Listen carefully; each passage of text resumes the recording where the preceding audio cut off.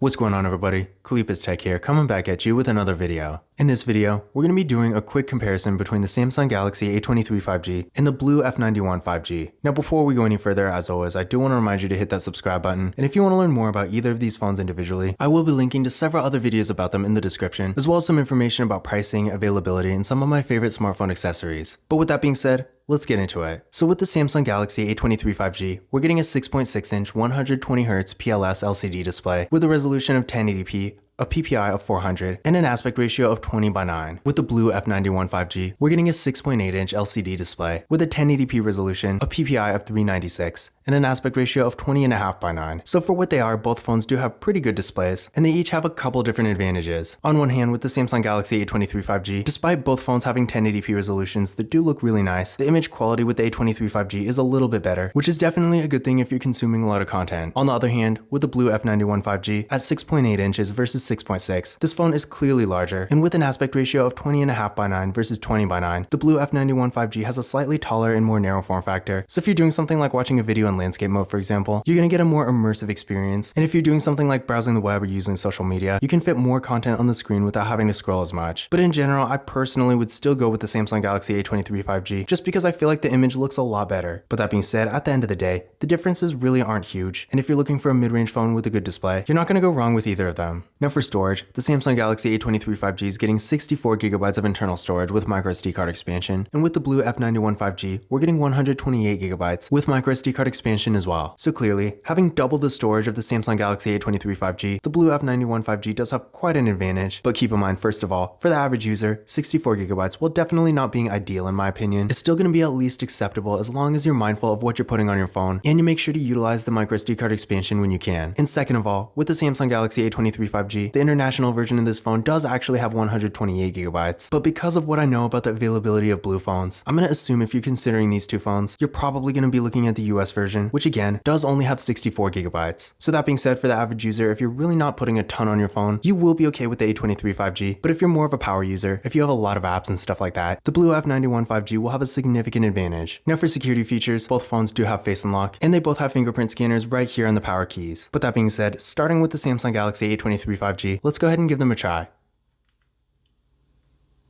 There we go, one more time. And there we go. And now for the BLU F91 5G. There we go, one more time.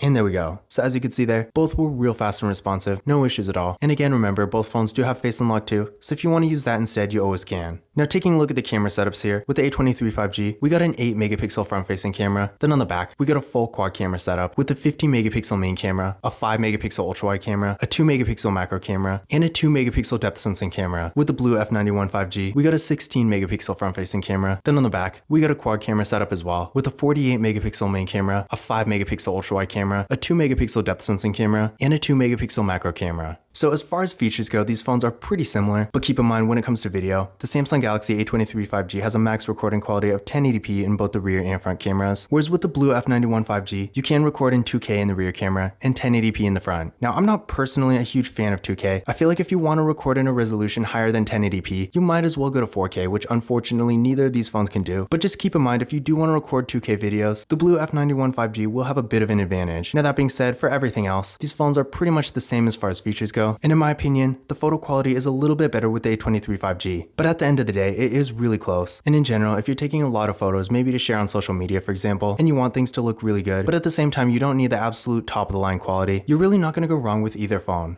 As far as RAM and processor go, with the Samsung Galaxy A23 5G, we're getting 4GB of RAM with the Qualcomm Snapdragon 695 5G processor. With the BLU F91 5G, we're getting 8GB of RAM with the MediaTek Dimensity 810. Now, in my experience, as far as overall performance goes, you're really not going to see a huge difference between the two. But that being said, I have noticed the A23 5G is a little bit faster. So if you're going to be on your phone a little bit more, then the Samsung Galaxy A23 5G is probably going to be a better choice. But honestly, you're really not going to go wrong with the BLU F91 5G either, because for what it is, this is a really fast phone too. That being said though, neither phone is going to be anywhere near as fast as a flagship phone. So if you're really going to be on your phone all the time doing higher performance activities like more intense mobile gaming and stuff like that, in that kind of situation, you are going to want a higher end device with a faster processor. But for the more basic activities like web browsing, social social media, streaming content like videos and music, and more light mobile gaming, either of these phones will absolutely get the job done. Now that being said, I did run Geekbench 5 benchmark tests on both of these phones, and here are the scores I got. As you can see here, the Samsung Galaxy A23 5G did score a little bit higher, but again, keep in mind, in practice, it's not really going to be that much of a difference. I mean, yeah, on one hand, the A23 5G is technically a faster phone, but in general, the BLU F91 5G can really do all the same things. So on one hand, of course, if you want the faster phone between the two, you are going to want the A23 5G, but overall, if you're just looking for a decently fast mid-range 5G phone for basic activities like web browsing and social media and stuff like that, then the BLU F91 5G will be perfectly fine too. Now both phones do have 5000 mAh batteries, so with either of them, you can expect to get great battery life and longevity. In addition to this, the Samsung Galaxy A23 5G supports 25 watt fast charging, and the BLU F91 5G supports 18 watt fast charging. And in addition to this, while the Samsung Galaxy A23 5G, like pretty much any Samsung Galaxy A series phone, doesn't support wireless charging, the BLU F91 5G actually does. So on one hand, if you want better fast charging, the A23 5G will have an advantage, but keep in mind, in my opinion, the difference in charging speed between these two really isn't that noticeable. But on the other hand, if you do want wireless charging, the BLU F91 5G obviously will have an advantage. And in addition to this, not only are we getting wireless charging with this phone, but the BLU F91 5G also has reverse wireless charging, meaning you can actually use it to charge another phone. Now to be perfectly honest, I don't know how useful this really is, but it's definitely a cool feature you don't see every day. Something else to keep in mind here is that both phones do have NFC, so if you like to use tap and pay, you'll be happy to know you can do this with either phone. Now another thing I do want to point out here is that with the Samsung Galaxy A23 5G, this phone does have Android 12, and with Samsung's software support, this phone is not only definitely going to get the update to Android 13, but it's also going to get several other major updates too. On the other hand, the BLU F91 5G does only have Android 11, and I don't actually know when or if this phone is even going to get Android 12. So if having the latest software is important to you, then in that case, the A23 5G will definitely have a huge advantage. But in conclusion, which of these phones is better? In general, I would say in almost every way, the Samsung Galaxy A23 5G is a better device. Sure, on one hand, the BLU F91 5G has wireless charging, quite a bit more storage, a larger display, and it can record 2K videos. But on the other hand, with the Samsung Galaxy A23 5G, this phone has much better software and software support. The actual image on the display looks quite a bit better. It has a slightly but still noticeably faster processor, and the photo quality in general is a little bit better too. But that being said, again, the BLU F91 5G is definitely not a bad phone at all for what it is. And honestly, if you're looking for a mid-range 5G phone with a decent amount of features, a good camera, and good performance, you really won't go wrong with either phone. But this concludes my comparison between the Samsung Galaxy A23 5G and the BLU F91 5G. Again, if you want to learn more about either phone individually, I will be linking to several other videos about them in the description, as well as some information about pricing, availability, and some of my favorite smartphone accessories. But that's it for this video. If you enjoyed it and found it useful, be sure to give it a thumbs up and hit that subscribe button. Don't forget to follow Kalipa's Tech on Twitter and Instagram.